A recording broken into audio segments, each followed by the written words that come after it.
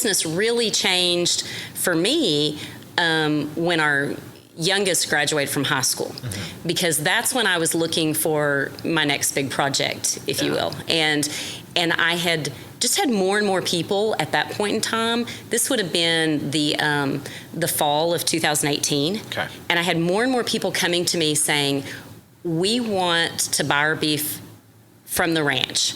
And I told my husband, I said, I feel this need, because still, even today, the majority of the beef that we raise is sold commercially. So this is still just a portion of what we do on Callison Ranch. But I said, I can do that. And I just started with what I had, and it really continued to grow. Yeah. And my husband Roger was with me one weekend. We are halfway between Oklahoma and Dallas, where we're at, around Ada. And more and more people wanted to take their Saturday and drive down to the ranch, get the beef, kind of take a little tour, see what we do. Yeah. And he's the one who said, okay, you need more than just a freezer for people to come to. Right. And he saw the vision in us actually putting in a small market on the ranch. And so we started moving into Callison Ranch Market. We were already shipping at that time, and that has totally been through our social media. Just this week, we sent beef right from the ranch in Oklahoma to Maryland, Arizona, Idaho, Texas, Oklahoma, Florida.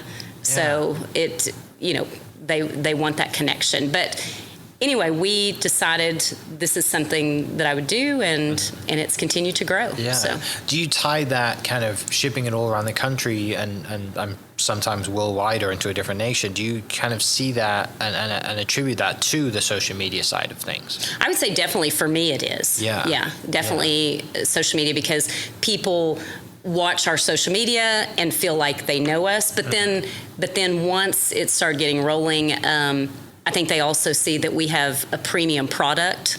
Yeah. And they want that premium product and find where to get it. Right. So. Well, and the great thing is people develop the taste that they like, right? Yes. But I love the fact that you kind of you recognize the shift at the time, that people were shifting towards buying, locally raised, or just, they can see, and thanks to social media, they can see the story behind the food that they're eating, and how that develops, because people kind of seem to care a lot more now. Yes. They know where their food comes from and how it was raised. Yeah. And that was in the fall of 2018. Well, enter COVID in 2020, and it exploded. Really? Yes. I would say that from between February of 2020 to April 1st of 2020, our sales quadrupled. I never would have thought that. Everybody wanted to find it online. So. Yeah, and obviously you guys were all very well positioned. Yes. You have a great website. Very easy for you guys to do e-commerce online, and the orders just coming in. Is it that moment where you just kind of have like a light, like the dinging of the laptop keeps going off? That's another order. What are we going to do? Yeah, exactly. Yeah. But definitely a blessing. So. Oh, for sure. And now, looking at the website, now you have 350 plus cattle come from, you've gone from 20 to that. Yes. Like I said, your husband never met a cow he didn't like. So you keep I, going. on the other hand, have met several that I did not care for. But it's a hard business to be in, and I'm sure you get good eggs and bad eggs, right? But we also, I have to give a shout out. We have some guys that have worked with us for 10, 15 years, and we couldn't do it without them. They're awesome.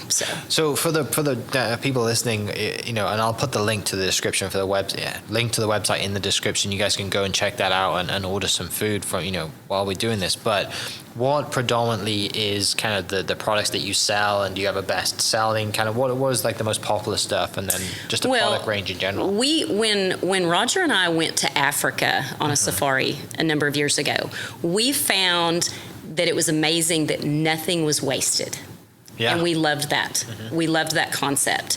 And so when we take our cattle to the USDA processor, which we use one right here in Oklahoma that's USDA certified, we said, if we can bring it home, we want to. Okay. So if that's the head, if that's the oxtail, everything. Yeah. And so we find that we have a huge market for every piece, if you will. You know, if you're wanting to make lingua tacos with the tongue, we can help you out. Yeah. But I would say that biggest sellers are going to be your ribeyes, and we do a really neat tomahawk ribeye, some things that maybe a little more difficult to find in the grocery store if you want that high-end restaurant quality.